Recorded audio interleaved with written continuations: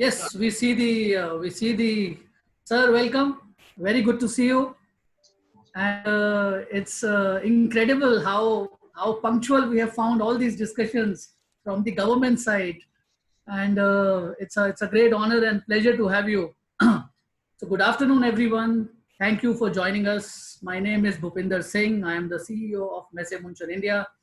As organizers for over 20 leading trade fairs in India, today we are proud to bring on one platform representation of MSMEs from five major sectors that we serve, namely construction, environmental technologies and waste management, electronics, packaging, and exhibition industry, of which we are also part of.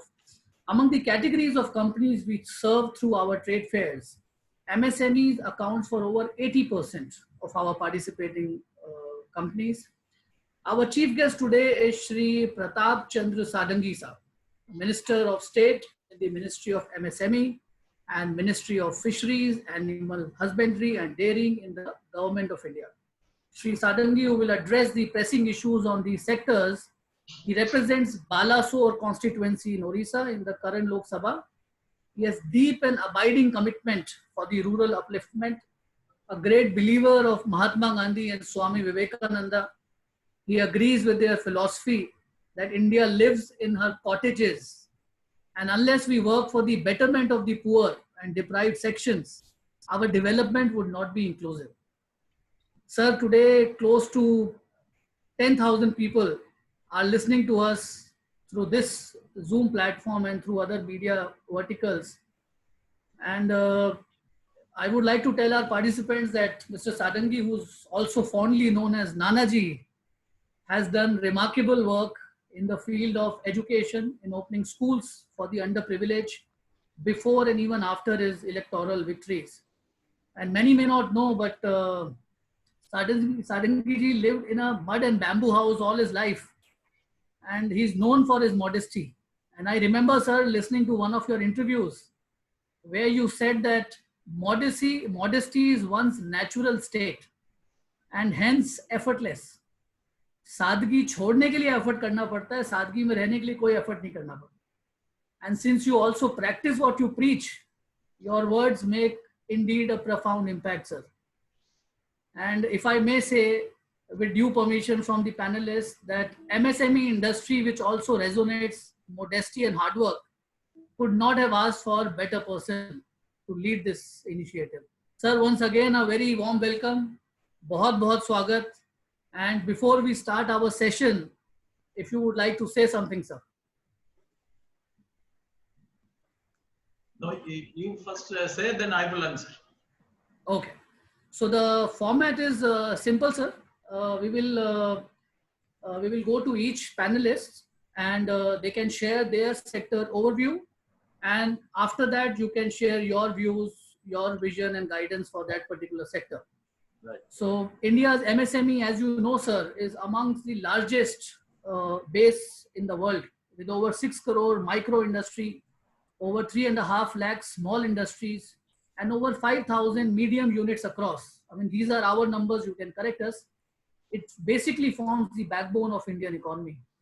The MSMEs across all the sectors today face a major challenge, as you know, and we have invited representatives from various sectors who will share the present status, challenges, and hopefully some recommendations from their side. Our esteemed panelists are Mr. V. Anbu, who's DG and CEO, IMTMA and BIEC, an incoming president for UFI, which is the world body for exhibitions. Mr. Anbu shall be leading the world's biggest body for exhibitions, and it is a matter of great pride for all Indians and the Indian industry. We have Mr. Jasmeet Singh, who is the Honorary General Secretary, Faridabad Industries Association. Mr. Ajay Popat, Chairman, Environmental and Climate Change, Waste and Water Management, ASSOCHAM. Mr. Mitesh Modi, President, All India Electronics Association.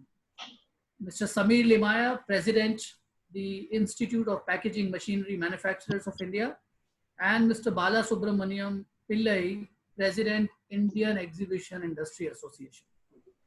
So without further delay, I would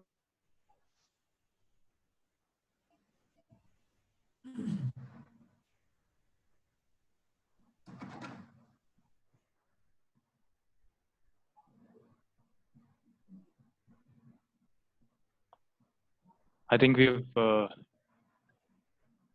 Robin. we are disconnected with Mr. Singh. We'd like to begin with Mr. Jasmeet Singh giving a small update on the construction industry and taking it forward. Thank you. So good evening, everybody. Good evening to Honorable Minister and of course my fellow panelists.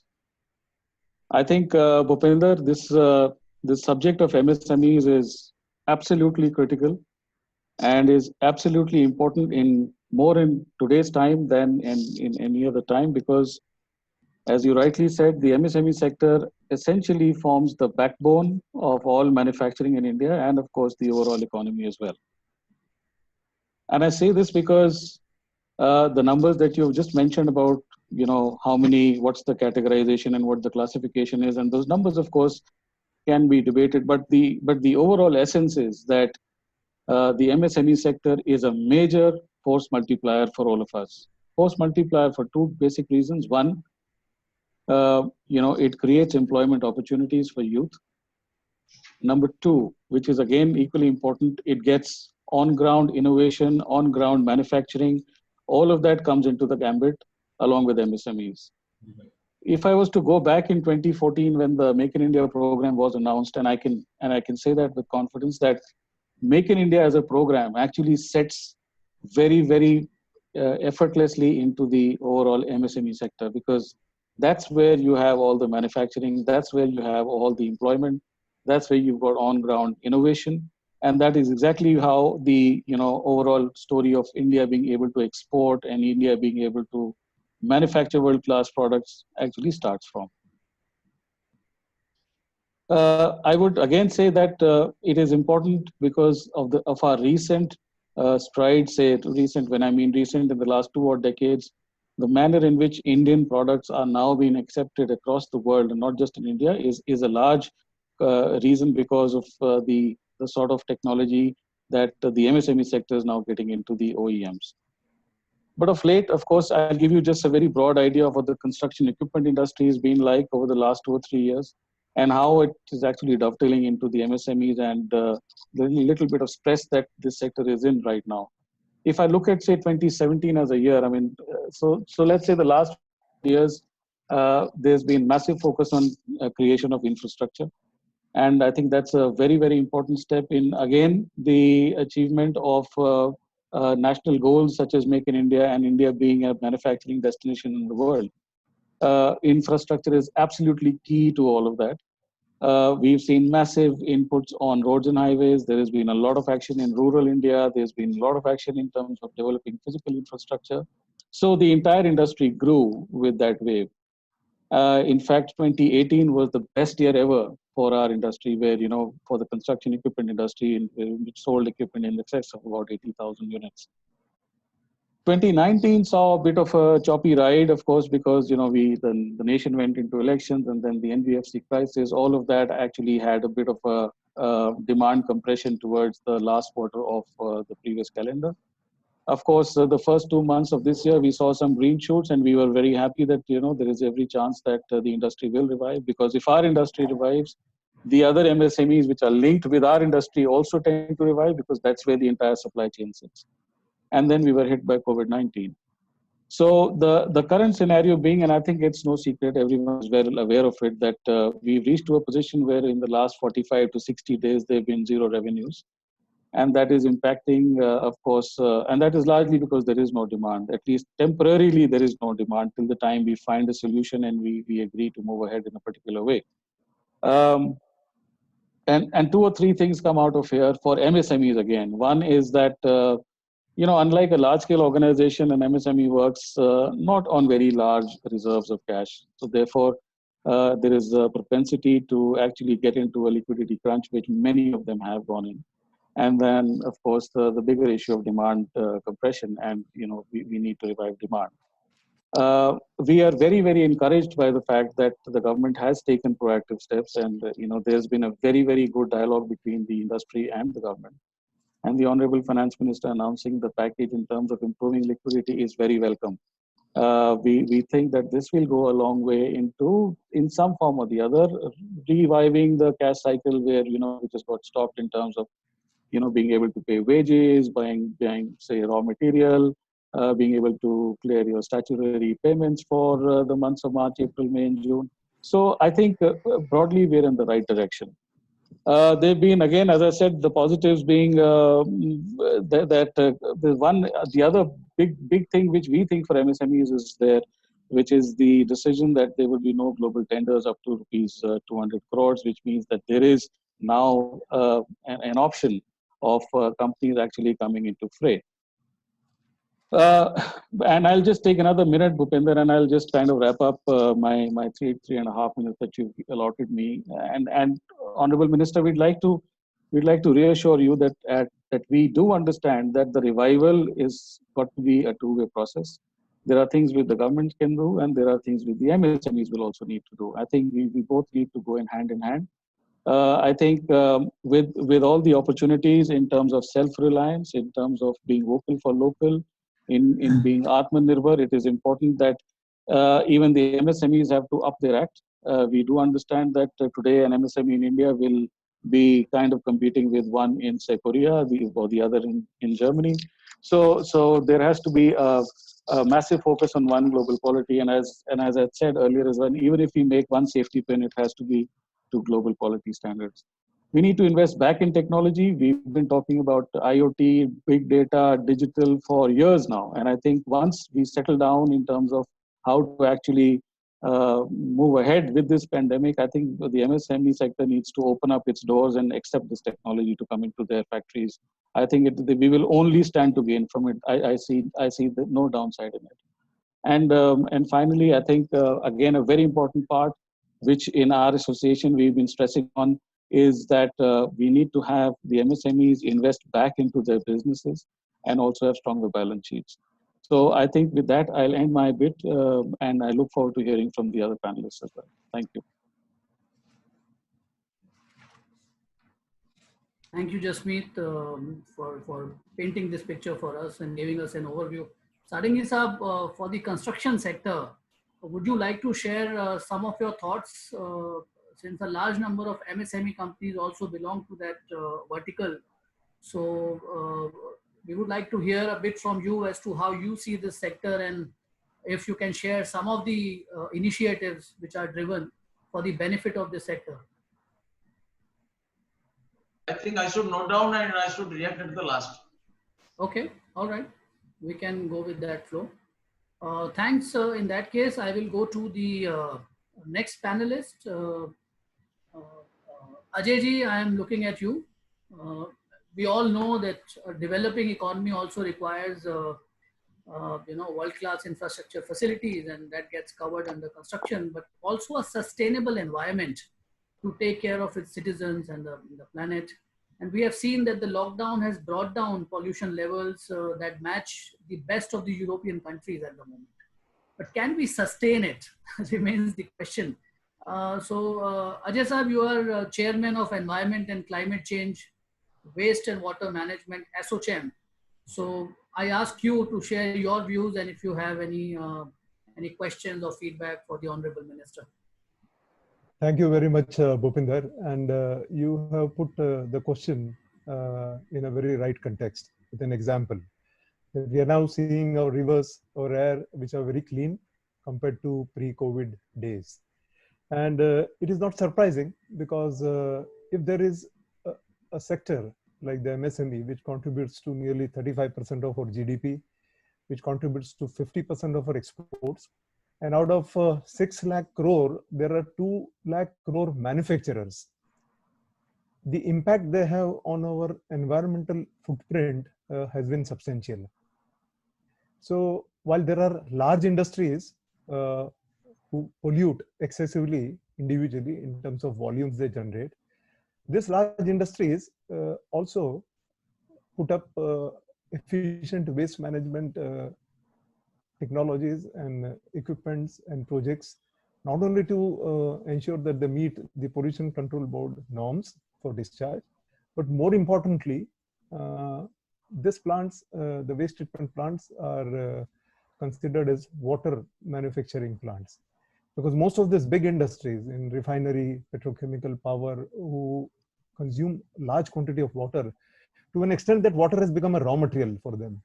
Unlike many years, let's say about 20 years back, it was a utility, but now it's a raw material. So if you do not pay attention to your raw material, you can be having a very big competitive disadvantage.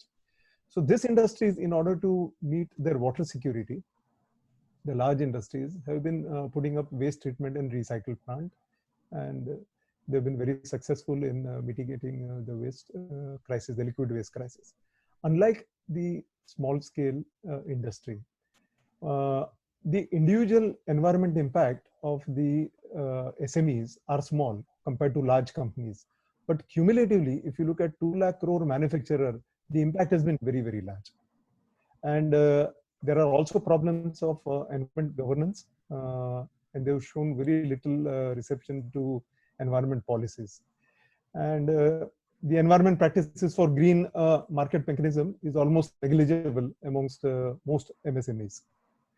Now, if that be the reality, because of the shutdown the MSMEs faced, our environment or our waters or our air relatively seem to become cleaner.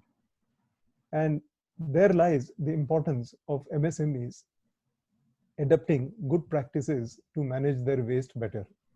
Now, it's not a question of affordability, neither it's a question of availability of technology. Because Honorable Minister, I would like to say, as a representative of the water industry, we have become Atmanirbhar when it comes to water management technologies, sir. I have said in forums before that be it to treat groundwater contaminants like arsenic, fluoride, nitrate, or to treat sewage generated by the communities and also recycle it, or to treat any type of waste, whether it's from a large industry or MSME, India has the technology, sir.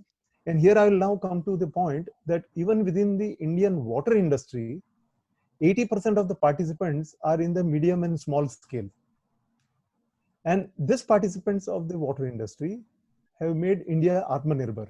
So if a sector of small scale industry or a section of small scale industry in the water sector has become Atmanirbhar and is contributing to meet the sustainability challenges of industries, homes and communities, it is up to MSMEs to accept such solutions coming from India and to make their practices green and ensure that we maintain the sustainability quotient even post-COVID, where thanks to the government incentive, you have seen such a huge package of 3 lakh crores coming up. You have seen so many benefits given to MSMEs for the revival, should now ensure that they responsibly manage the environment. While they will develop their efforts to manufacture products, goods, etc., they should also now start paying attention to what we have experienced during COVID time in terms of cleaner environment that we live in. And for that, technology is not a constraint. It's made in India, make in India. And as a water industry, we can meet all their needs for treating all types of waste.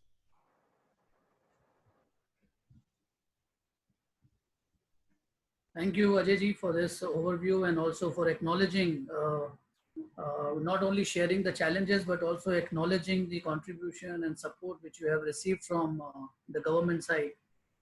So we will take the minister's feedback at the end of the session. I go to the next panelist, and this is electronics now.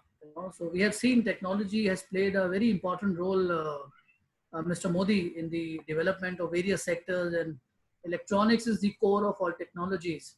It is also a very important sector in India, and it has done remarkably well in the last few years under the Make in India program. So Mr. Modi, please share your thoughts and tell us what's going on with electronics and where do you see the challenges, and if you have some recommendations to be shared. Thank you very much. Good evening, everybody, my fellow panelists. Good evening, Mr. Bhupinder ji, and Namaskar, Honorable Minister Shri Pratap Chandra Sarangi ji. I'm Mitesh Modi, President All India Electronic Association and also Secretary of Chamber of Commerce, Chamber of Associations of Maharashtra, Industry and Trade, that is CAMET. Sir, at the onset, on behalf of all the members of All India Electronic Association and entire Indian electronic fraternity, I would like to congratulate and compliment the government of India under the able leadership of Honorable Prime Minister Shri Narendra Modi ji for handling one of the most dreaded virus of the century with patience and bravery. We are really fortunate to have this government at this time. Sir, we really welcome the recently announced stimulation package to kickstart the economy and support MSME. And although we feel that long-run supportive measures announced, but still a lot of MSMEs find it difficult to restart the operations due to various reasons. And one being at ground level, not getting immediate relief in passing down a reduction of interest rate by their bankers. Even though the repo rates has been decreased by RBI, MSMEs who were looking for hassle-free low rate loans by RBI without additional collaterals, at least for minimum 3 years, and waiver of some fixed electricity charges and electricity bills charged to be at actuals and not at average during the lockdown period, and plus another 6 months post lockdown to have some uphand liquidity and immediate survival to post lockdown periods. Ground reality is a bit different than the intention, the good intention of the government, what government at higher authorities they are announcing. But it takes a lot of time to reach to the ground level MSMEs and other traders.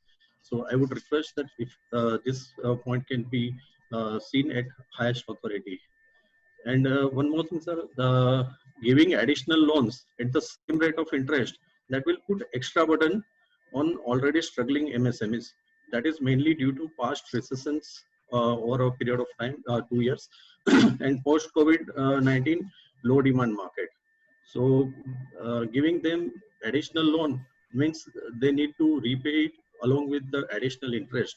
And that might be putting more trouble already struggling this MSME sector. Coming back to electronic. Just one clarification. Yeah. One clarification. Yes, sir. You are telling that giving loan at the same rate of interest. Now, Yeah. this, for the 3 lakh crores of money, the interest is Yeah. not the same. Earlier it was from 9.5 to 17%. Now it is only 9.25%. It is a reduced low rate of interest. Yes, sir. But at the ground level, when we are approaching the bankers are at this point of time also they are saying that they are awaiting approval from their HO, and so The package is announced, but the guidelines and the detailed methodology is being drafted. It will be clear in a development and then it will be. fine. So we would appreciate if those guidelines can be reached to the bankers at time, because everybody is in dire need of liquidity. So I would really appreciate if the orders has been executed at ground level on time. Sir, then again, coming back to electronics, in recent relaxation to other industries, which was declared on 10th April for consolidated guidelines, certain sectors were given some relaxations. That was including manufacturing of IT hardware, manufacturing of agricultural machinery, and manufacturing of units of medical equipment and machines. Sir, all these sectors, they are completely dysfunctional if electronic components are not supplied to these industries. Unfortunately, these industries has been given relaxation, but electronic components were not given that kind of relaxation. So these industries depends on the critical inputs for their manufacturing, such as ICs, capacitors, resistors, connectors, switches, and all other electronic components that is being supplied by distributors, stockists, or MSMEs of electronic components, without which these units cannot function at all. And sir, hence we request you to kindly include distributors, stockists, MSMEs of electronic components in the permissible guidelines and mark electronic components as an essential commodity to supply chain of essential products such as ventilators, X-ray machines, incubators, and all other medical devices plus all IT hardware. And sir, as it is a very known fact that India's highest foreign exchange is spent on oil, and the second highest is on the procurement of electronic hardware. Since last few years, government is keen on Make in India, Skill India, Digital India, and now the extension of all these schemes as Atmanirbhar Bharat Abhiyan.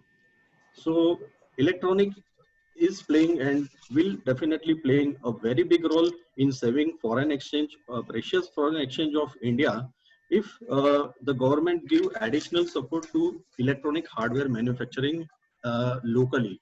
And I'm really happy to share with my fellow panelists that Government of India on 21st March, Honorable Minister for Electronics, Shri Ravi Shankar Prasad ji, had announced that government is allocating around nearby 40,000 crore rupees to semiconductor policy, by which a lot of semiconductors and critical electronic components will be giving priority for manufacturing in India. And I would like to share that unless all these electronic components are practically produced in India, anything on electronic hardware manufacturing will be only an assemble in India and not make in India. Because unless you have raw material produced in your own country and dependency is on import, then anything would be just a screwdriver technology. So I would request all the government functionaries at all the levels, as electronic industry, Shri Ravi Shankar Prasad ji has rightly announced. At the same time, MSMEs industries also can come out with some more incentives wherein local manufacturers can contribute on a very smooth ratio to the production. And for the Atmanirbhar project also, India can leave the dependency completely over a period of time from China. So this is the sector which we all be looking out for. And one more, just not exactly the pain point, but one technical thing which if the Honorable Minister can put forward to the Finance Ministry. Sir, for MSMEs and for all other everyone taxpayers, March GST was supposed to be paid on 20th of the May of this month, and unfortunately lockdown is being continued, and even we don't know after 31st, especially since we are from Mumbai, Maharashtra, the things are not good over here, so it may be get extended.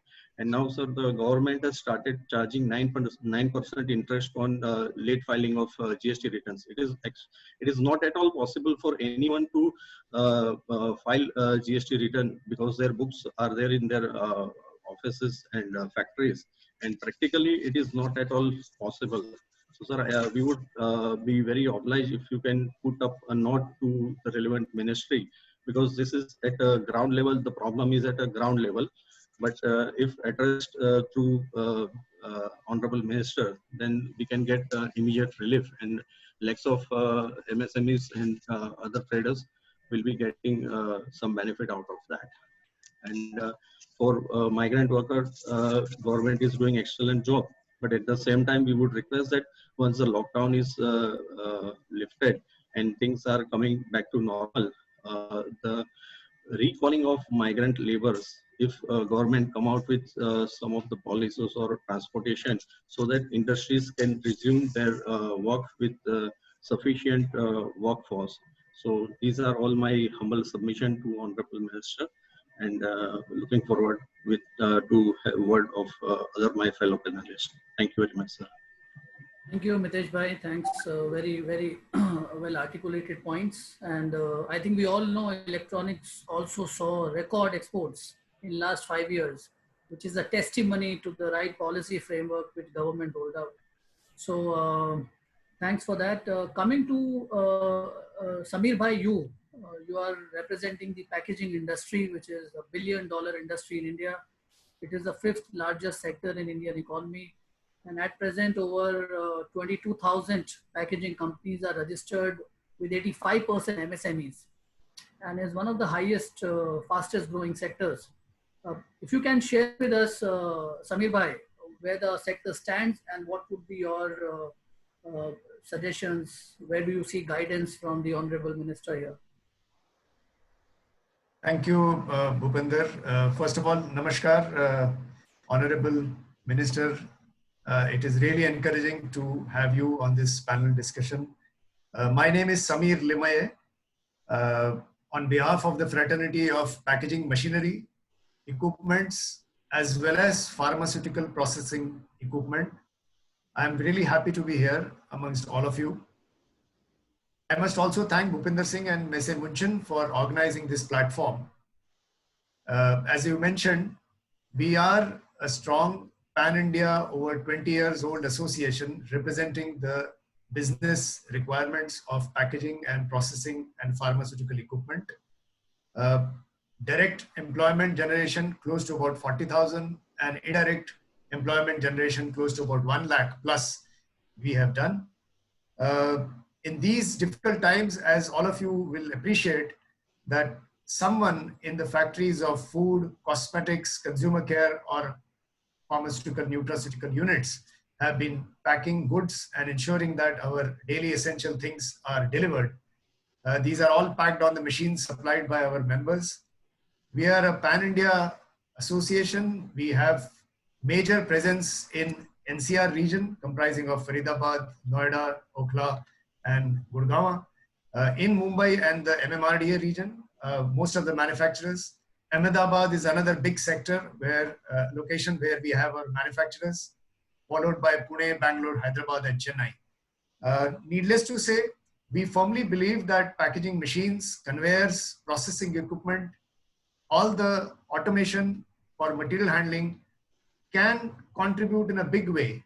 And we look for this recognition thanks to the initiative taken by you and the Honorable Minister being here, that going forward, be it social distancing, hygiene, or safety, or distribution, which is in line with e-commerce or home delivery, most of these things can be done thanks to our machinery. We have been discussing, deliberating in the last few weeks, to be precise, last 2 months or so, and we believe that there is going to be a paradigm shift. 4 things come to our mind in terms of market access and reach within the country as well as internationally for promoting our products. The technology and upgradation of skill development for the backend, the entire micro and small component manufacturers and sheet metal manufacturers, those who feed us, and needless to say, the cash flow and the finance. We firmly believe that as an association, as a responsible body, we would like to contribute and be associated with any initiative at a state level or at a district level for a study or an execution of any project. We have reasonable understanding that whether it is skill building, the geographically distribution of the manufacturing, the exports, or the quality enhancement, or be it the market creation for domestic or the export, this is the right time and we are in the right industry, and how we can leverage this going forward is up to us. With these words, one thing is sure, we have learned that 3 words which we could not learn in the dictionary, this pandemic has taught us: dependency, independency, and interdependency. And we believe if we do work together, I'm sure packaging and processing Indian Association can achieve a great success, not only for domestic market, doing small cluster development in the various parts of the country, as well as carrying forward this same concept to the Southeast Asia, which is over 600 million population, to Latin America, as well as to Africa continent. With these words, we would like Honorable Minister to guide us, and we would love to listen to him and take this subject forward. Thank you. Thank you, Samir Bhai, and I think we all hope that this will also improve the speed of the existing trends which are running worldwide, and those trends are China +1, which means companies seek to reduce their reliance on any one country.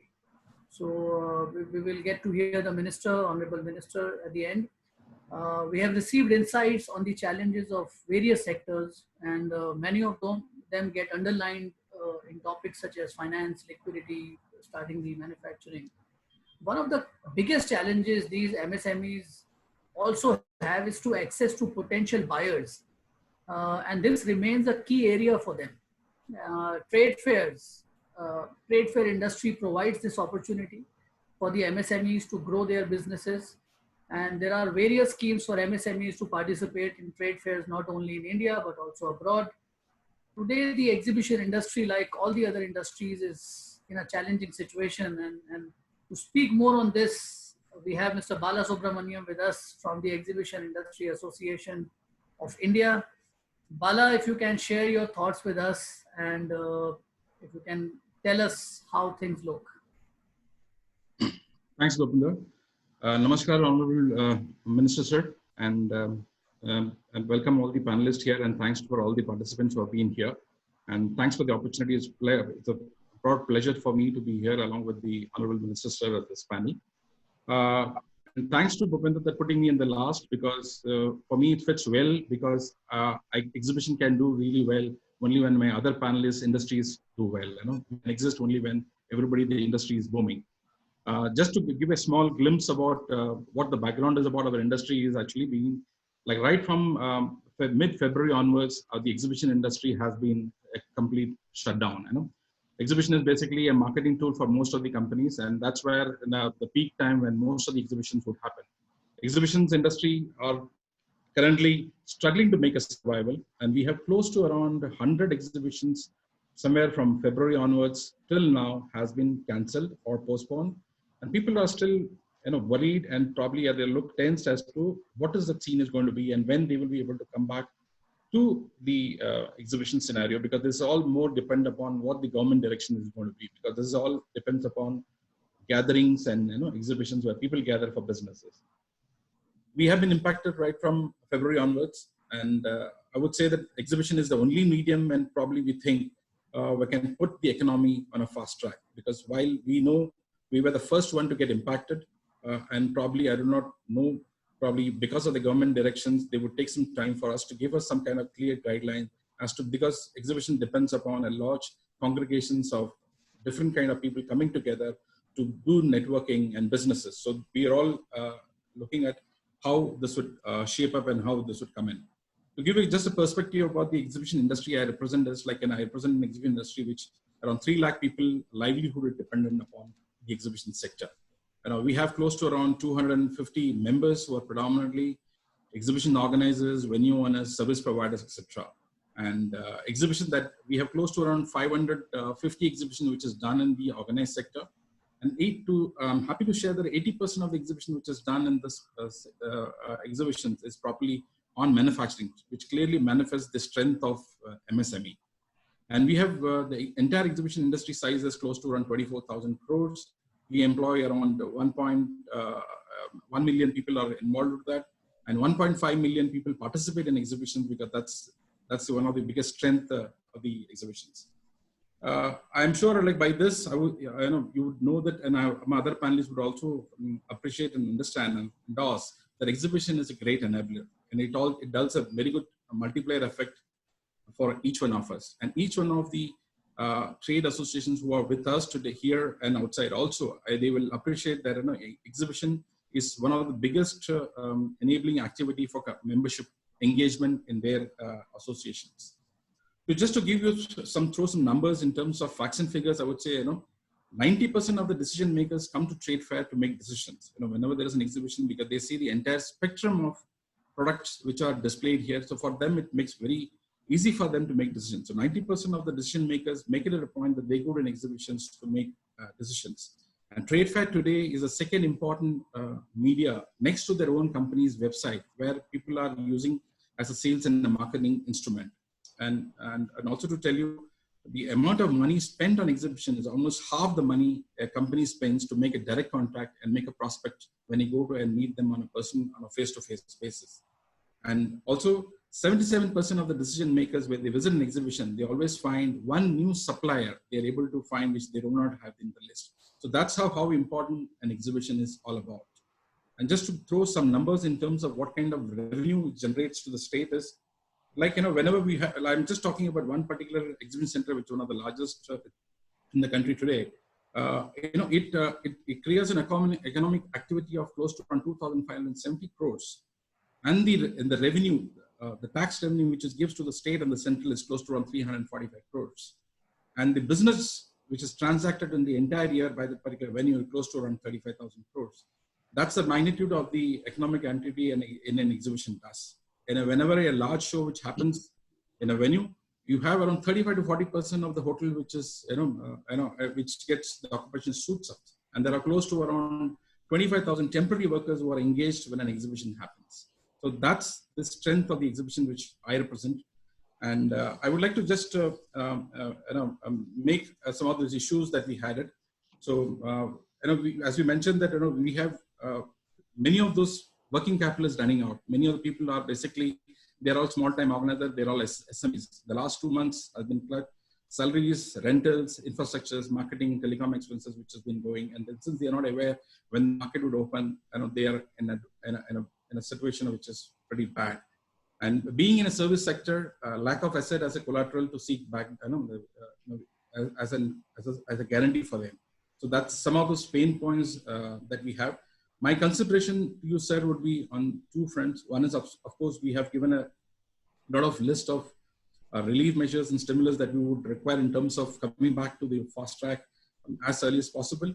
We've given it to the different ministries. But one important thing which I would ask from my exhibition industry, like, we would like to come back as early as possible, because unlike any manufacturing or any other manufacturing industry, we would take a gestation of almost around close to 12 to 18 months to come back, because there is a lot of planning which happens for exhibitions. The moment we set go today, for us, it will take at least 6 to 8 months to come back and do a show there. So we would definitely like to have a restart for the exhibition as early as possible from the government side. From our side, what we have done is we have already created different kind of SOP, standard operating procedures. When we come back to doing exhibitions, what are the different measures that we would take as an exhibition organizer, as a venue owner, as a service provider that we do, and that is also been submitted to various departments, which I can always share a copy with you also. So one thing which from our industry, I would make a suggestion or a request is probably, like, when do we need to restart, we need to give us, the government has to go ahead to give it to the exhibition industry as early as possible so that we can come back soon. That's my submission, sir. Thank you so much. Thank you, Bala. Thanks a lot. And if I'm not wrong, Indian exhibition industry is the fastest growing industry in the world. And a testimony to that is that the next World Exhibition Body Chief comes from India. We have Anbu with us. Anbu, before I go to the Honorable Minister, would you like to add something to what Bala said? You have to unmute yourself. Thank you, Bhupinder. Mr. Minister, it's an honor and privilege to meet with you and interact on the e-platform. I would like to just bring in one or two aspects to add value, add additional points to whatever my other panelists have already mentioned. If you look at the MSME segment, everyone's mentioned is actually very, very crucial and is a backbone of our own industry, our own economy. And in India, if you look at, I'm sorry, you know that almost 29 to 30% of the GDP comes from MSME. And when we look at our exports, almost 40% contribution come from MSME. So the importance of MSME is very well known. And the panelists also mentioned that there are two very important aspects when you are coming out of the lockdown related aspects. One is the liquidity. Other one, the more important one, the demand generation. You already also mentioned that government would take care of how all the measures mentioned, announced by government would actually be implemented on the ground so that MSMEs can actually use them in a very, very effective and then easy manner so that the trade and business can come back to normalcy. So, but on demand generation, I think we certainly need to take several measures. Here again, government has articulated several of this. For example, even spending on infrastructure, front loading on all the government projects and public spending, so that the trickle down effect brings back dynamism in the MSME segment. along with the investment element and accelerated depreciation and things like that would really add great value. I want to just bring one important aspect in addition to what Bala said. Government can actually partner the exhibition industry, to bring back trade and business at a faster, rate.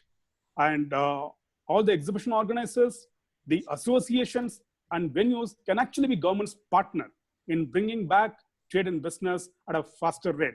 That's the point I would like to submit here. And I also want to bring in an international perspective here. The Indian Exhibition Industry Association works very closely with the global body, the WUFI, which is the Global Exhibition Industry Association. And Bhupender has already mentioned about it.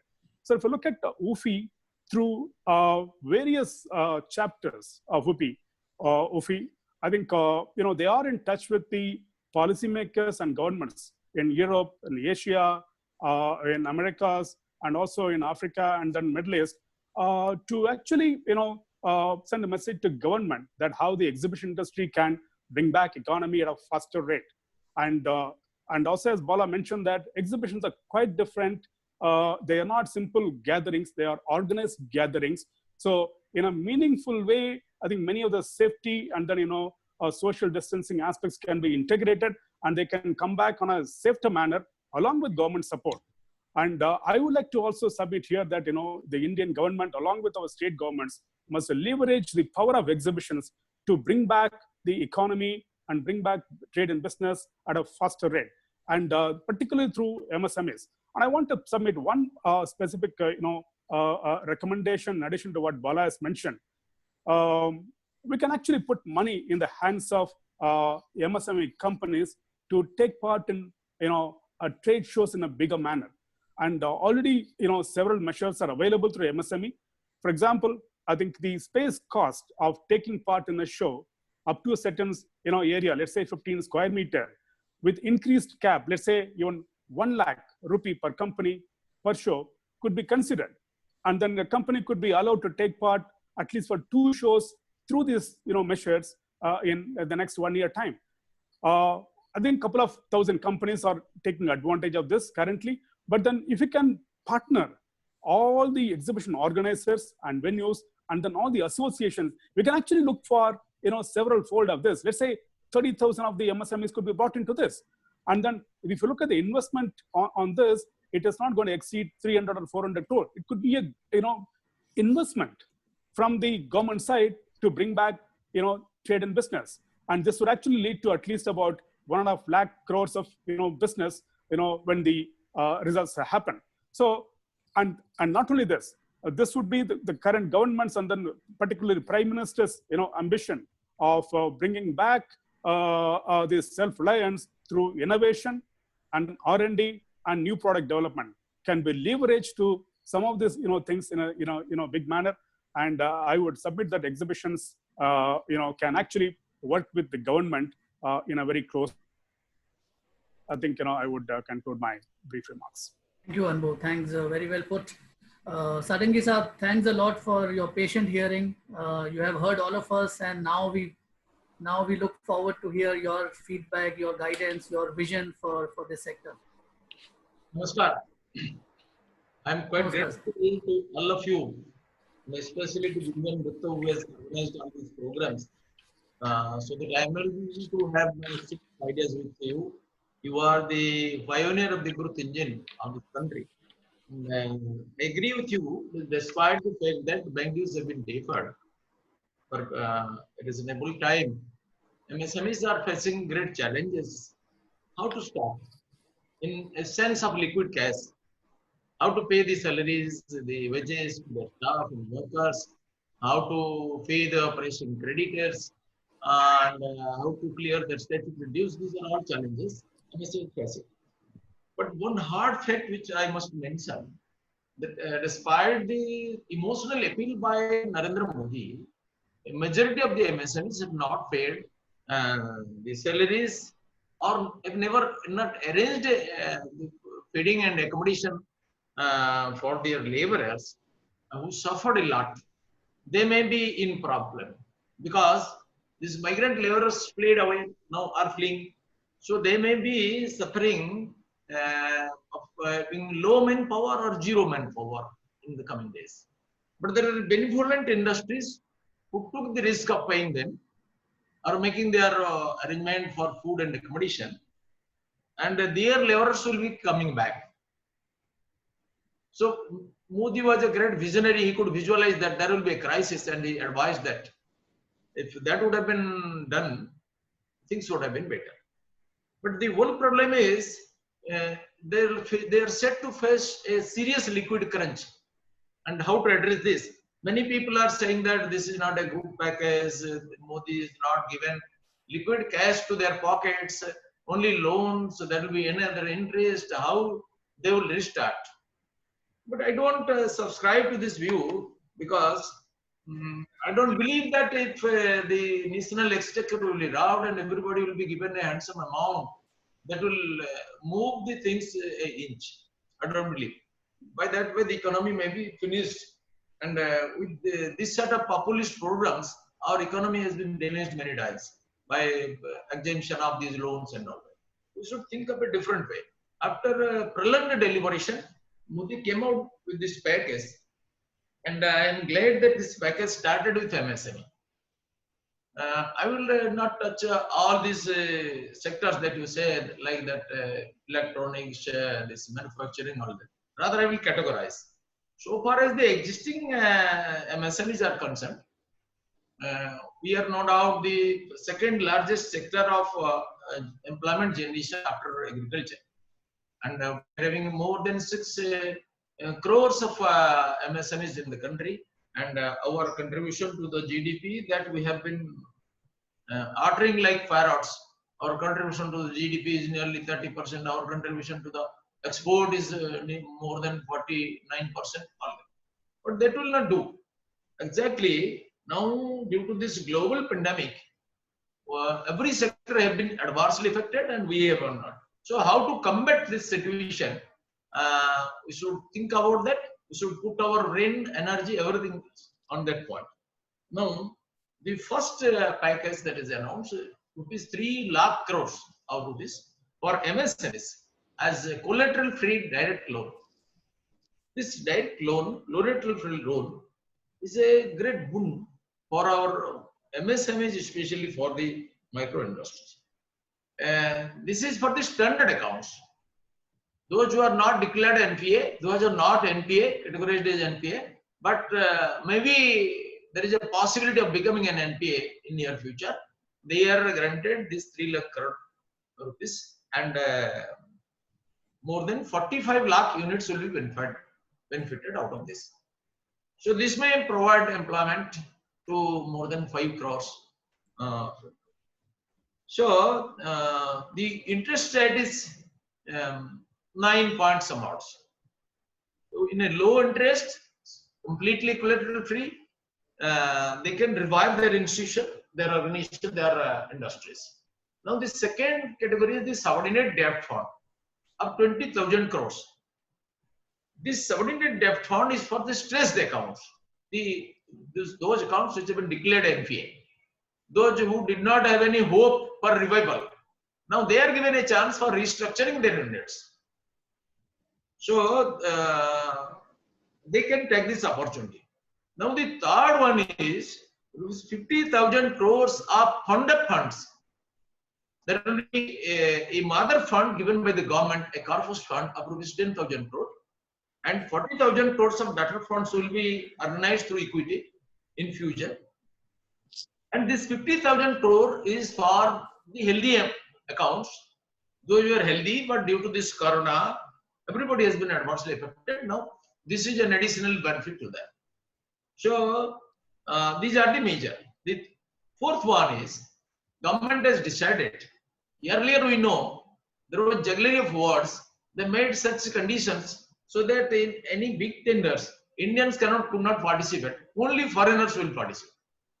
So that was a serious conspiracy to drain our wealth to the foreign countries. Now, Modi made it mandatory that up to 2,000 crores of government procurement tender, no global tender will participate. Only Indian national tender will participate. Then there is a there is a benefit for the employees and employer of MSMEs and other sectors. Government has reduced this EPF rate from 12% to 10%. Both employees and employer will be benefited, and both contribution is reduced to 10%. There are many other small packages also. Government has decided that we should preach an ideal of Atmanirbhar Bharat. One example would suffice. There is a simply fabric, a thread. A fabric was glorified by Mahatma Gandhi in the freedom struggle. And Khadi became a national symbol of national pride. By that time, organizing women groups, self-help group idea was not there, but he organized these groups. 400 crores was the national turnover per year. So, if we can put our emphasis on this, we can eradicate poverty. Now, we have made MOUs with various fashion designing institutions and universities, so that according to the global test, they will prepare the design. Manufacturing will be made by village artisans, our bunkers, and our weavers will do that. And marketing will be done by those global companies. And the lion's share will come to our weavers. We can do that. I met one lady named Arundhati in a flight a few months back.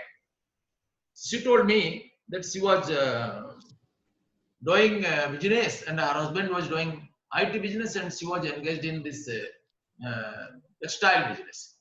And she procure saris, dhotis, and everything else made of cotton by our village weavers, and sell it in American market and other global markets. And she was delighted to inform me that she got the highest price for a sari, that is rupees 4,50,000 in Indian currency. I told that, what was the share of the weaver? Would you please tell me? I'll be quite happy if his or her share becomes not less than 70% of the profit. She told that I will take note of it and I will ensure it will be done in future, although it was not done in past. Oh, Swami Vivekananda said, India lives in cottages. And Mahatma Gandhi also said that so long as 7 lakh villages cannot rise, the national awakening is not possible. So now this corona has taught us to focus on our villages. Our economic patronage, it has taught us that the entire IT industry may be finished. The entire money in the Reserve Bank may be burnt into ashes, but we shall not die. But if the grains will finish, then we will die. From rickshaw puller to Rashtrapati. So we have to attach more importance to our village and to our farmers. We said to raise their standard of living. It produces anna, gives us, but the annadata is starving. That is the whole problem. We should have to design our economy in that line. Now, if you say electronics industry, it's good. If you say steel industry, it's good. But my point is that if it is coming under within these three categories, the same benefit which is meant for this category will be available to them. Be it packaging industry, be it electronics industry, be it manufacturing industry, be it food processing. So we can think on that line. We can make our villages good. I have seen very rural gullies in Delhi. How precarious that life is. People are coming from rural areas, but staying there like beasts. When 10 feet by a room, and everybody is staying there, husband, wife, children, father, mother, and when we go, they feed us on their bedroom, on their table, on their bed, and after we eat, they sleep there. What is fantastic? They don't have any space. So this is like hell. In our village, we have enough space, but we don't have money. So now, if the benefit of this urban life will be provided to the village, that will be very beautiful village. We can build up smart villages with digital mechanism, and without the curse of the urban areas. More industrialization, more urbanization means in India more slum, more dirt, more disease, more sin, everything else, more discomfort. That is a hard fact. So we have to take this responsibility as a challenge. How to do that? We have to take this benefit. We have to create more awareness so that people can get the benefit out of it. Simply because declaration of the package that people will be benefited, it is not Ramaraj. We have to create more awareness. And we are trying to do that. We are preparing the detailed guideline, and we are very much doubtful, like you also, that what will be the behavior of the bankers. And we are their finance ministry, my minister also, sitting with the top bankers.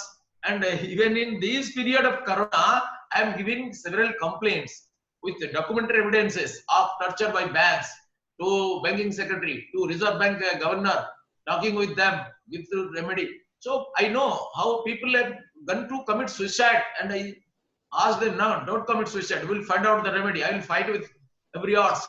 So we know that. And 4 banks, you know, all this Canara Bank, Baroda Bank, and all that, they have been asked to discuss with the finance ministry, and they have assured that they will ensure liquidity flow and to the eligible entrepreneurs. But maybe we shall hope for the best, prepare for the worst. And Japan came out of the ashes of destruction by these atomic bombs. Japan took a promise. The leaders of Japan made a promise to the inhabitants that we will rebuild the Japan by our own strength. We will become the first power in the world in case of steel within 10 years, and they became the #1 power. Will become the first power in case of plastic, and they became the first power. Will be the first in case of the electronics, they become the first one. So this sort of national resolve is necessary. And what is that national resolve? Modi gave us Atmanirbhar Bharat. This should have been from the very day of our independence. Atmanirbhar Bharat. I am glad to say that during the year 1700, our GDP to the world GDP, our GDP contribution was 25%. And before 1000 years, our share in the world trade and commerce was 98%. You'll be astonished. But today, we are nearly 3% only. So, we can take it back. This glorious cultural heritage is in our back. But simply remembering this glorious heritage is not enough. We shall have to march ahead with this inspiration. And you are the persons who can make the nation march ahead. So, how to march ahead? We shall have to think of how to reduce the cost. That is a great method. How to reduce the cost in case of agriculture, how to reduce the cost in case of manufacture, how to reduce the cost of infects in connection with electronics, how to reduce the cost. And how to prepare quality materials. No compromise with quality. And how to capture the domestic market is a challenge for us. China, Japan, America, all have a great share in our end. We speak of export, but domestic market is also a big market. Indian market is a big one. By becoming a buyer of Indian products, we shall be a great patriot. We will be having great service to the nation. If we simply buy Indian products only. By Indian product, I do not mean that materials assembled here. If you say of a plane, all the components are produced in different foreign countries, the assembler will say that made in India. No, that is not.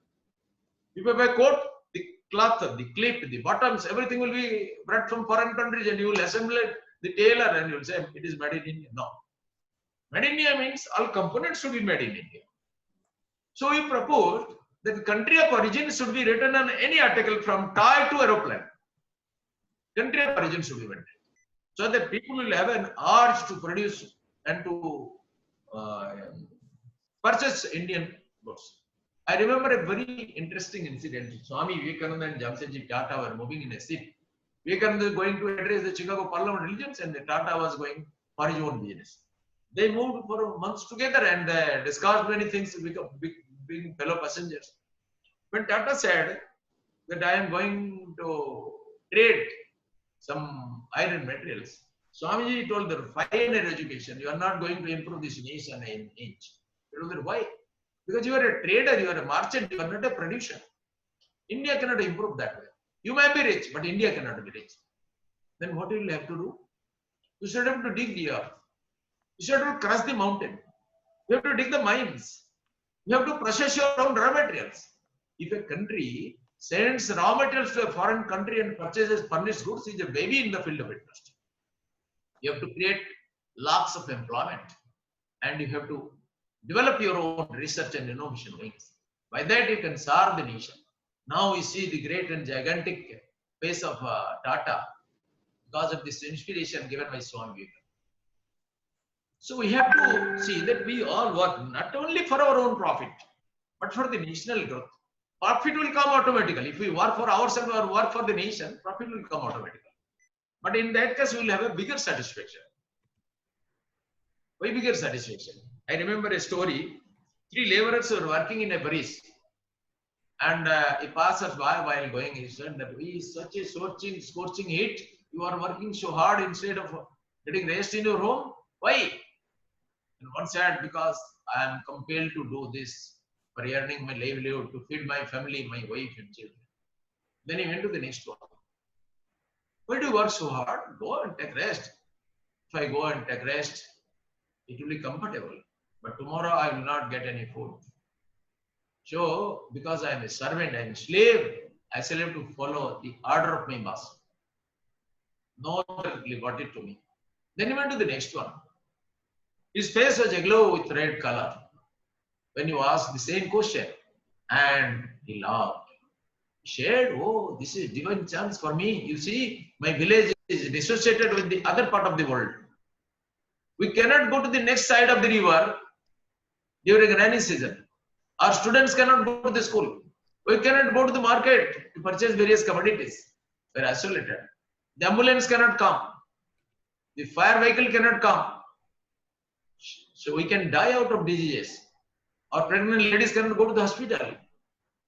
So this is a great chance that God has given us. Money has been sanctioned by the government, and I am fortunate enough that I have been given a chance to work here in this bridging the gap. So for all these 3, the remuneration will be same, but satisfaction will be different for this third one.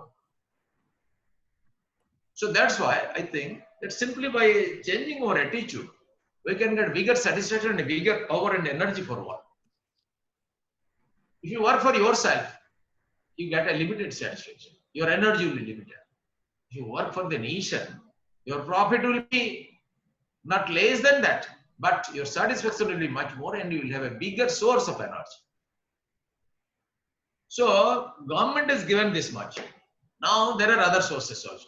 The non-banking finance institutions are there. They are also organizing funds, and various MSME organizations are arranging 1 lakh million towns, $1 million rupees. They are organizing. Like that, many organizations are arranging money to help these micro institutions. And the state governments are also. Andhra state government declared 1100 crores rupees, out of which 450 crores rupees has been released. So like that, state governments are at liberty. I have noted down the points that you have mentioned. So far as the fixed electric charge is concerned, your objection is genuine. But I think this can also be done by the state governments as done by the Andhra state government. Because this is more concerned with the state governments. These electricity boards are belonging to the state governments. This can be that the government of India is also considering about that, but this can be done by the state governments. And this is a genuine demand. During this lockdown period, this should be exempted. That is my opinion. And I have also talked with our group of ministers for the exemption of this one. Now, so far as manufacturing units and the construction units are concerned, I think that we should think of a better method of construction. In America, you see many houses are built of wood. We should think of that. How to think a better alternative. Now, during our parliament, there was hue and cry for this pollution. Due to this COVID, the pollution standard the world over has been very good. In Delhi, even peacocks are coming on the road. Elephants are there in somewhere else taking bath in the rivers. The pollution standard is very good. But in those days, simply pious, who is responsible for this? Elephant is not responsible. Tiger is not responsible. It's the man who is responsible.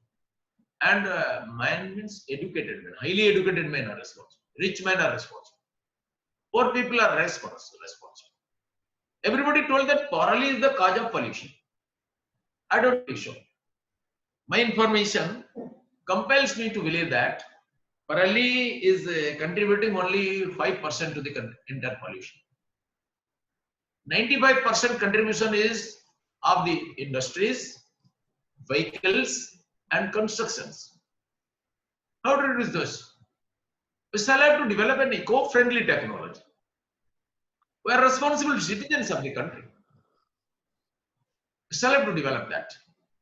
We cut trees mercilessly with all cruelty. Have you ever planted a tree? We finished the forests. Tigers did not finish the forest. They are the god of the forest. We finished tigers, we finished elephants, we finished everything. So we shall have to think of an eco-friendly, comprehensive technology. I remember two great main, one is Hegel and another is Karl Marx, on which the Marxist philosophy was built. And what was the outcome of that philosophy? 4 cardinal points on which Indian system of thinking differs from Western philosophy. And what is that? Struggle for existence. Charles Darwin wrote in his book Origin of Species that there is always struggle for existence. And the natural outcome of that is a survival of the fittest. But we didn't believe it. Although there is struggle outside, there is a harmony, there is symphony, there is a very sweet combination. Everything is complementary to each other. They see there is a fight between man and man, there is a fight between man and animal, there is a fight between man and environment, there is a fight between everything else. So the survival will be survival of the fittest. But here every law is for the protection of the weakest. In India, our laws are to protect the weakest. And we see the internal harmony of this entire world. Man is a part of this family. Family is a part of the nation. Nation is a part of the world. World is a part of this universe. And the universe is a manifestation of Prakriti. And Prakriti is the shadow of Brahman. From the lowest atom to the highest Brahman, everything is interrelated. I cannot hurt others without hurting myself.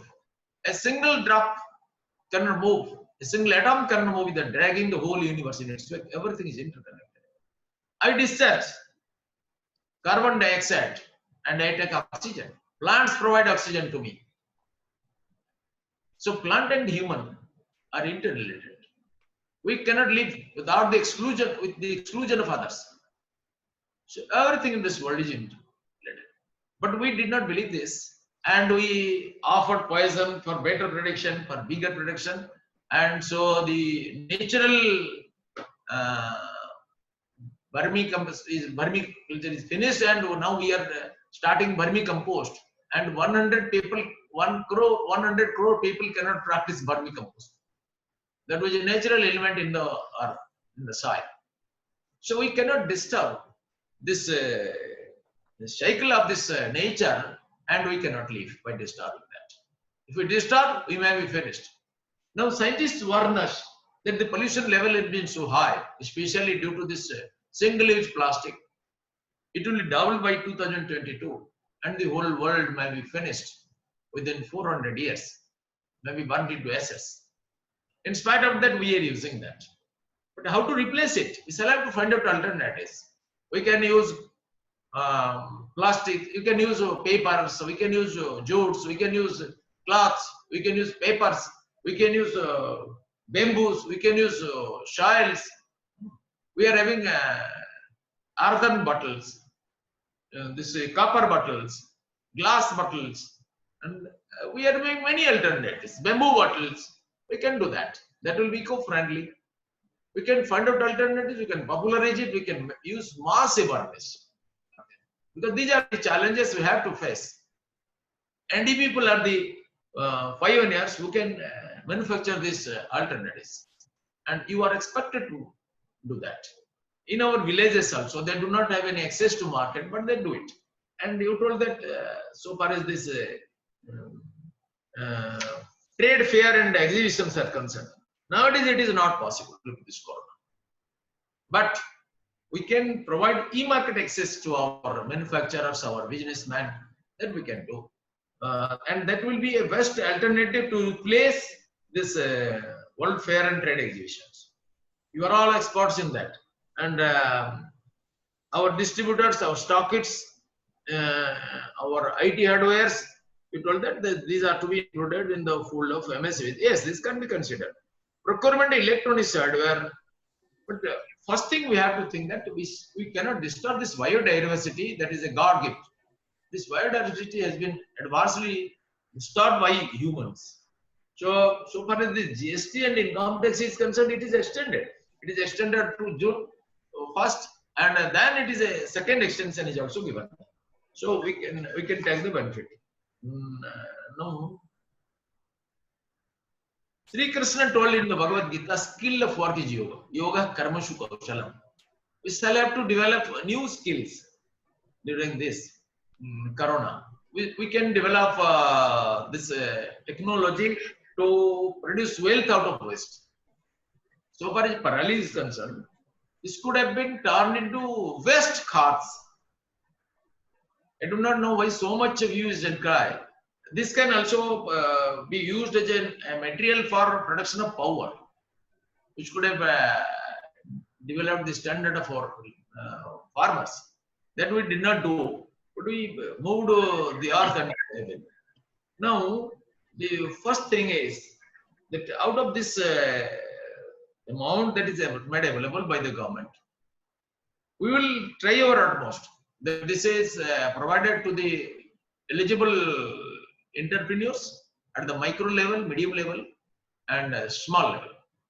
And we shall have to exercise all our power and energy for this. We shall have to impress upon the bank and will go. Now, these 4 points I was telling. One is struggle for existence, another is survival of heritage. The moment you change the direction, instead of struggle, if you say there is a sweet community, there is harmony, there is harmonious existence, things will change. Suppose you are bigger MSMEs, you can give handhold support to smaller MSMEs. One group of MSMEs proposed to me that we can be guaranteed. Government can take us guarantee to provide financial assistance to small industries. You can form such an organization so that nobody is left out. That is a very beautiful method. In most of the states in our country, cooperative movement was seriously disturbed due to corruption, due to very flexible laws, and due to corrupt practices. But that was meant for a bigger achievement, cooperative. In Gujarat, it is a good movement, but in Odisha, it is a total failure. Hundreds of crores have been misutilized. Have been many misappropriated. I have discovered that 10 years back, 20,000 rupees was taken loan by in the name of a dead person who died 10 years back. And the money was recovered in my personal letter. There are many such instances. Even they can take loan in the name of Chhatrapati Shivaji. That they can do. But we have to develop again. In Assam, there is a Sahakar Bharati. It started with 15 lakh rupees. Now it is, they are having 150 crores of business. There is a private bank. When banks do not provide loan, they come to rescue of the concerned MSME units. We can develop something like that. And this government package also can be best utilized. This is not a small amount also. So the third one is industrial revolution. What is the basic theory? Industrial revolution is good. But the basic theory of Europe is that exploitation of nature. We cannot live completely exploiting the nature because we shall have to feed nature. We feed the cows and take the milk as per our necessity, leaving the rest for the feeding of the cows. We cannot take the entire Shudrang, we cannot cut the belly of the bird who is giving a golden egg every day. So nature is giving us that. Gandhiji told that nature is everything to satisfy every man's need, but the whole treasure of nature is insufficient to satisfy a single man's greed. So we shall have to base certain principles. I think I thought over this issue for months together. One thing is we should put our hand to production. We should raise our production level. We should reduce our cost. We should work hard. We should inspire our laborers to work hard, and we should see to their comfort zone. I know one industry in Andhra Pradesh who has never asked their workers and laborers to go. They have provided rent-free quarters to all the workers and laborers. 2,000 workers. 2,000. From my state, there are 400-500 also. And when some of the workers asked, can we go to bring some ration? They told, no, it is not prestigious. We are giving you full salary. He said, we are giving you some ration. Where do you go? Once collector asked, you are having 2,000 workers. Should I give some ration? The factory owner, a lady, simply told them, no, this is not prestigious. Why should you give? They are getting salary. Why should you give? You give to other helpless people. So this sort of self-esteem should be there. And when I was hearing cries of thousands of people from different places, from Surat, from Somnath, from Andhra Pradesh, from Kerala, from West Bengal, I was simply asking some of their owners. Some responded well, some did not respond. They never got them.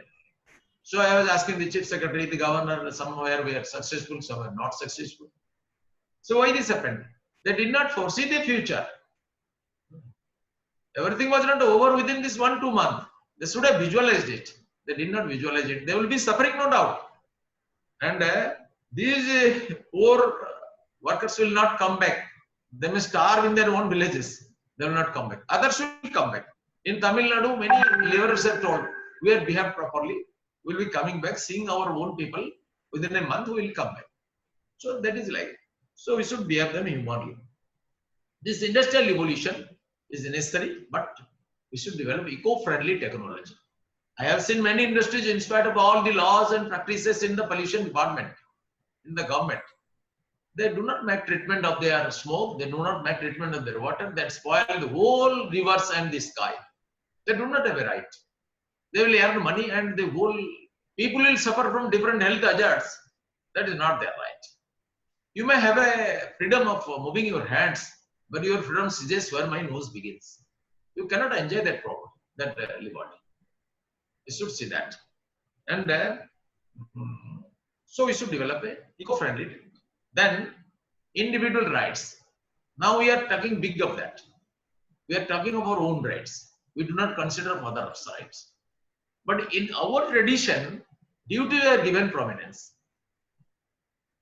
If the father performs the duty, the rights of the son is protected. If the son performs his duty, the right of the father is protected. If the ruler performs his duty, the rights of the subjects are protected. And if the citizens perform their duty, the right of the ruler is protected. So like that, if the teacher performs duty, the right of the student is protected. If the student performs his duty, the right of the teacher is protected. So like that, if we put more emphasis on the duties, then rights of everybody will be protected. Then this nation can be a Swaraj. So on these 4 points, we differ from Western thinking. We have a comprehensive thinking. I have seen many IAS officers committing suicide. In my state also, I have worked with him. I was MLA, he was Secretary of Education, Gagan Swami committed suicide in the rail. One senior IAS officer is asking for Ichha Mrityu in the jail. So why this happens? One IAS stepper looted this nation by 475 crores and went to jail. And 5-6 MPs asking questions for various companies, their interest, they were removed. Why this happened? Because you can develop these technologies like anything. But unless the human element is authentic, every development is meaningless. Every development, every knowledge, every science is useless. So this authenticity of human element is of biggest importance. In a procedure of development, this is responsible 90% and this technology is responsible for 10%. So that is to be ensured. By science, we cannot change a Baiman into an Imandar army. We cannot change a Desadrohi into a Deshabhakti. So we have to develop that sort of culture. We have to develop that sort of attitude in us. Then we can prosper. In any industry, we must develop a fighting spirit. In a Sanskrit verse, I remember, Prarabdhate nakhal vigna bhayana niche. Prarabdha vigna bhita viramanti madhya. Vignahi punah punarapi pratyanyamana. Prarabdha uttama jana parityajanti. They say, the Adhama people, the third grade people, will not start any attempt because of the loss. You will not start a business because they may incur loss. No, I will not start agriculture, there may be flood, it may be destroyed. Then he is gone, he is a lost case. The second grade, that is Madhyama group, they start, but if a single problem comes, you will leave it. Suppose he planted 10,000 coconut trees, having a very big farm, and he calculated that it will be very profitable. He had exchanged ideas with experts, and in the perfect guidance of horticulture officers, many agri-scientists, he did it. But that year, one of his relatives died, his brother or sister died. Then the Pandits in the village came and they offered knowledge free of cost. You did a wrong thing, that is not in your Rasi. So having coconut culture is not beneficial to you, not to your family. Your family will be finished if you go on. So he gave up the idea. He destroyed the whole cultivation. Superstition is the biggest enemy of humans. You may be an atheist, but it should not be under the God superstition. You should leave it up. So you will live up because he is having a weaker mind. He is a man belonging to the middle group, Madhyama group. Now, the men of Uttama group, highest order, if they are faced various obstacles 1,000 times and failed in the attempt, they will start a new one, 1,001 time. They will analyze in a very critical manner what is the reason of my failure. Very scientifically they analyze, dispassionately they analyze, and they will start a new attempt. They will find some fault. And that way science came only. So we have to start, in spite of all the difficulties, we have to arrange our own sources. We have to look after the state government's assistance. We have to look after the central government systems. We have to develop our rapport with the banks and other financial agencies. We have to be full of confidence because they alone win. We have confidence. Self-trust is the secret of success. So we shall have to develop. Now, rebuilding this nation, rebuilding our economy to its pristine glory is a challenge before us. We shall have to think about our villages, agriculture, agribusiness, agro-waste industries, food processing, and animal husbandry. And there are animal husbandry development fund, infrastructure development. We shall have to go for cow. We shall have to stop entire cow slaughter and export of cows through illegal means that is going on. But we shall have to develop our indigenous cows. Now you see in Brazil, they are having a place named as Girland. Cows of Gir breed are brought up there. They took it from India. They developed it. Every cow is giving more than 60 liters of, and they have bigger medicinal property in their milk and urine and cow dung. So we are to export, we are to import from Girlando. That is the whole tragedy. That is our own property. We are also exporting cements. So this can be a good one. We can say the low yielding capacity, our indigenous cows can be injected, can be developed through artificial insemination, and we can develop a Panchagabya industry, which can be developed into a Gramodyoga. Soaps, this biogas, and this khad, various cosmetics out of this cow dung now are being prepared.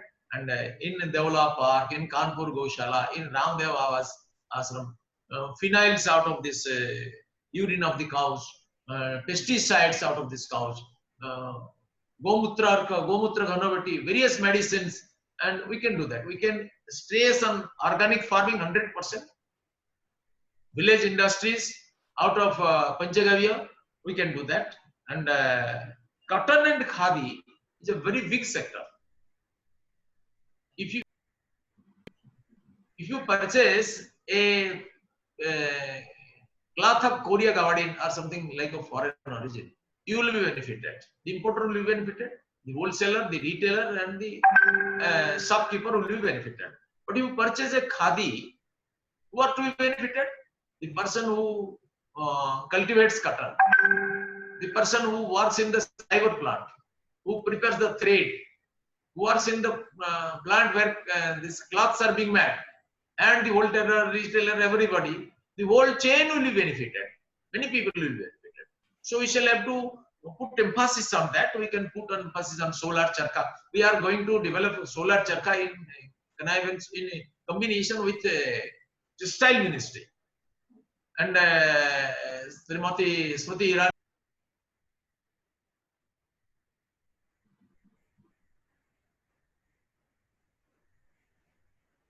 Sir, you can start your venture in this line. 35% subsidy in food processing. We can get it. So you can develop all this. We can converge many ministries, and you can.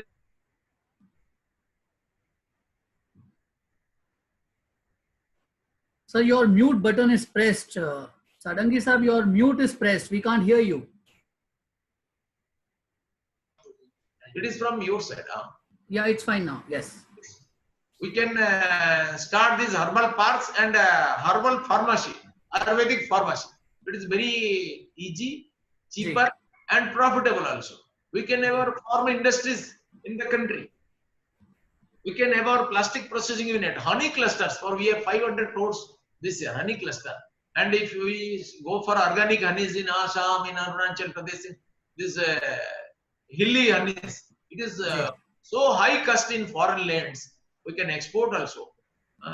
And we can go for our IT and other industries also. And you people can invest on these lines. You can take the benefits of the government and other global organizations. We are having a global platform. We are building up a global platform so that our rural technologies can be placed there. Nobody knows how our rural illiterate women have artistic talents. They put their art in Tulsi Chowra and in the Sadi and all that. But if these talents will be have a power for global access, for access to global markets, they will be getting their own value. So we can do that. We can source these talents. You can put them in the global market, and you can do that. You can have manifold access to our rural technology, our traditional industries, our food industry, our spice industry, and you can have your own export units. There are many advantages. You can go for fish culture, our marine culture, our inland fisheries, our seaweeds, our ornamental fisheries. They are very costly. Seaweeds is very profitable ones. We can go for our medicines out of that, and our pearl culture. There are enough scope. And we can venture anyway. So I think our great entrepreneurs will no doubt have a comprehensive outlook about that, and they will divide among themselves who to enter to which field. They will have a comprehensive roadmap to lead our nation and to lead our economy. Be leaders and create more leaders, create more entrepreneurs. That you provide thousands of employment is not enough. You should, as mango trees produce more mango trees, entrepreneurs should create more entrepreneurs, not laborers. You should create more entrepreneurs, and then our nation can prosper. With this, I can put. And if you absolutely, sir, absolutely. I think this is a very extremely motivating and reassuring words from you, and also sharing the words of wisdom on the spiritual guidance as well. it's very helpful for the industry to understand the leadership's thought process, and I'm sure they will take cognizance of your suggestions. Sir, I know you are running short of time, but if you could give us 5 more minutes, I wanted to go to the panelists for maybe 2 last questions, if they have any questions pertaining to their sectors. Anybody from the fellow panelists, please? Mitesh, yeah, please go ahead. Sir, as indicated by Honorable Union Minister for SMEs and MSMEs, Shri Nitin Gadkari ji, the definition and eligibility criteria of MSMEs are going to be changed. Has been modified. Has been already modified. Yeah. The turnover will be up to 100 crores and investment is up to 55 crores. Correct. So I just would like to put one more point into that, if that can also be addressed, or that clarity has been issued by the ministry. That would be going to be of a great help to lakhs of other fellow businessmen. Sir, as GST has practically brought industries and trade along with service sector at equal platform, we request you to include unorganized. There is no difference between services and goods. Yeah. So we would Manufacturing request. and services are equal now. Correct. So in the same line, sir, if we can include unorganized small and medium traders and importers in MSMEs and SMEs, so that they become integral part of this mainstream, and proposed policies of ministries can be more effectively implemented at all levels. That is being pondered over. Also, these footwear companies have interested with me through and they post that a 10 lakh investment may also go for more than 100 crores of turnover. So, more than 100 crores is being considered. Yeah. Okay. So now the new criteria will be including the turnover and not only the capital investments. So that would be going to be of a great help to the supply chain of MSMEs and also to the traders and importers, and that will be very beneficial in all overall to the economy. Thank you, sir. People can also invest in cold chains. 50% subsidies there. Yeah. Okay.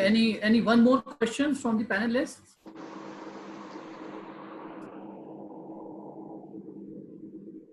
Ajay, you have some questions? You have to unmute yourself.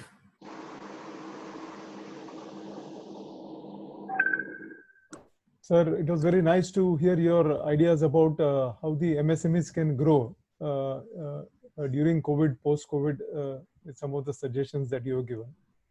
Sir, मेरी एक ही आपसे appeal है कि sir ये जितने भी MSMEs हैं, जैसे मैंने कहा आपको कि ये जो जिस तरह से ये अपने उत्पादन में पानी वगैरह सबको प्रदूषित करते हैं, तो अब इस एरिया में जब हम आत्मनिर्भर हो गए हैं कि वाटर ट्रीटमेंट टेक्नोलॉजी में हम आत्मनिर्भर हो गए हैं, क्यों ना सर इनका जो इंसेंटिव पैकेज है वो एक एनवायरमेंट सस्टेनेबिलिटी के साथ जुड़ा जाए, ताकि ये इनको एक प्रोडक्शन के साथ एक एनवायरमेंट मैनेजमेंट और सस्टेनेबिलिटी का भी आ जाए, और हमारे जो एनवायरमेंट है, जिससे नदियां हैं, हवाएं हैं, जो प्रदूषित होती है, वो अभी जैसे क्लीन हो गई है वैसे ही रहे सर, जब इनकी मैन्युफैक्चरिंग वगैरह सब शुरू हो जाए सर।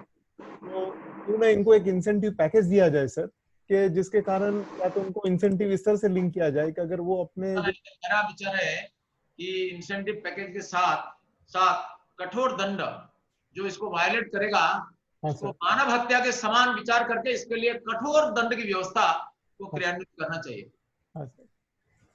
सर इस वक्त तो ऐसा है कि ये लोग इतने कठोर स्थिति से पास हो रहे हैं, तो मतलब वो तो ये सोचेंगे कि अगर मेरे पास 100 रुपये आता है तो मैं मेरे मैन्युफैक्चरिंग में इन्वेस्ट करूं, ना कि ये जो मैं प्रदूषण करता हूं उसमें मैं यूज करूं। तो सर ये दोनों तरह से थोड़ा सेंसिटिवली हैंडल करें हम, कि उनको एक तरह से बोलें कि आपको जो इंसेंटिव दिया जा रहा है वो आपको तब दिया जाएगा कि जब आप ये एनवायरनमेंट के प्रति ये आप ध्यान दो और आप ये जो प्रदूषित करते हो इसको बंद करो सर। ये बहुत बात ठीक है। अच्छा सजेशन है, हम इसको विचार Thank you. Thanks, Vijay. Jasmeet, you want to quickly come in? Yeah, thank you, Bhupinder. Honorable Minister, एक छोटा सा पॉइंट जो निकल के आ रहा है लेकिन काफी इम्पोर्टेंट है जो एमएसएमईज के लिए है, वो ये था कि जितनी भी उनकी पेंडिंग पेमेंट्स हैं वो 45 दिन के अंदर अगर हो जाएं इसका तो अंदर उससे का है इसका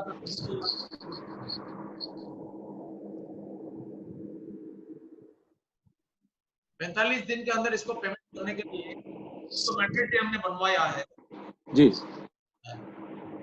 सारे डिपार्टमेंट को भी ये सूचना चला गया है जी, और क्लस्टर बेस्ड जो होता है, क्लस्टर में सब्सिडी भी ज्यादा है, कहीं 90%, कहीं 60%, जैसा कि नॉर्थ ईस्ट में बेम्बो का क्लस्टर, कश्मीर में केसर का क्लस्टर, ऐसा क्लस्टर का व्यवस्था है।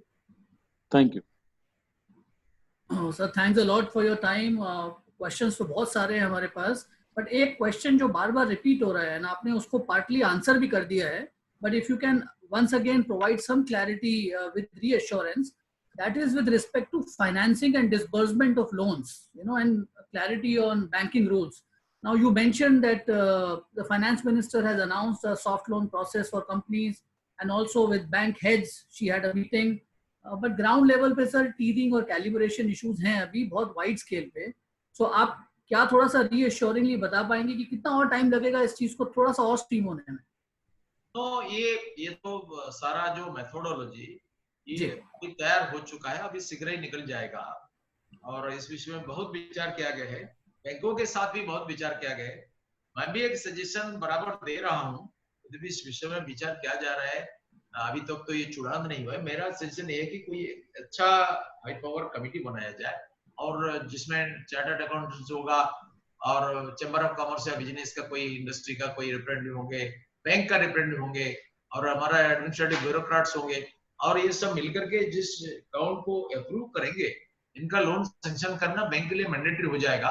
और मैं नितिन गडकरी जी से, बाकी बैंक अथॉरिटी के साथ इस विषय में भी विचार विनिमय किया और अभी तो सरकार गारंटी के रूप में 100% गारंटी के रूप में government starts, so I think there may not be much problem. Still we impress upon the banks that unless you do it, serious action may be taken against you. And finance minister in clear terms has told them also. And on several investigations, my minister Nitin Gadkari has also told me to take some review of the, when I objected to this. But by the time Corona came, our development commissioner has been asked to arrange some meetings with bankers for reviewing, but Corona came and this was stopped. And I think we will go forward and hope for the best, prepare for the worst. We'll be facing this situation. Thank you, sir. Thanks for this feedback. And 2 weeks back, I was moderating a session with Mr. Gadkari, and he mentioned that art of living with Corona. We have to learn it, and that we have to find a way to live with it.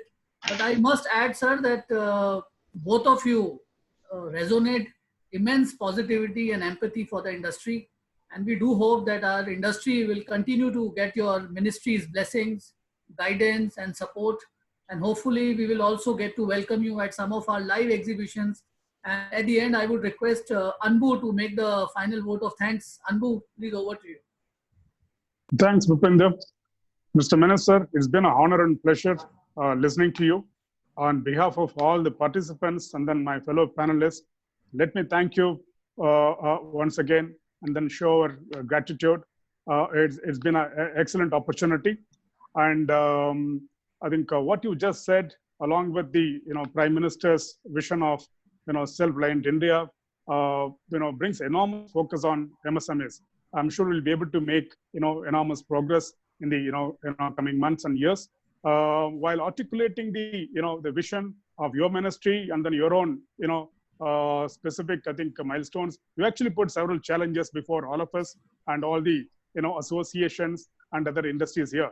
I'm sure we'll be able to work with your ministry to take actual actions and then make progress in all this. While the technology, design, and then innovation and new products may remain as part of the core strategy in all this initiatives. But actually, with increased results in Make in India as well as ease of doing business, I'm sure we'll make a great progress. I think, we want to have your continuous support, and then, I'm sure we'll have your, cooperation, and then, blessings and support in months and years to come. Thank you so much. And I also want to, thank all the panelists and the participants, and particularly Mr. Munich for putting it together. Thanks so much. Thank you, Anbu. Thanks, everyone. Thanks. Thank you. Thank you. Thank you. Thank you, everyone. Thank you. Thank you so much. Thanks a lot. Thanks. Thanks, Bhupinder. Thanks a lot. Yeah. Thanks, Anbu. Thanks, Bhavin. Thank you. Thank you, everyone.